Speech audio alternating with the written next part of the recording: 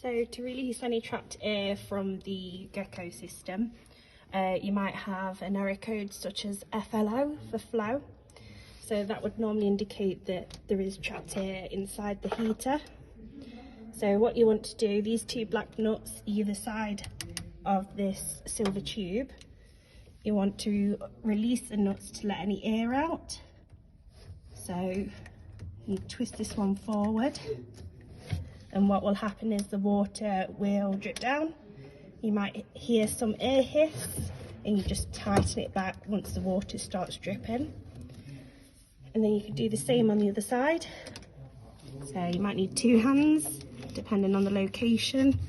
And you can twist, let the air hiss, water release, and then tighten it back up. And then you can restart your hot tub and follow the purging session.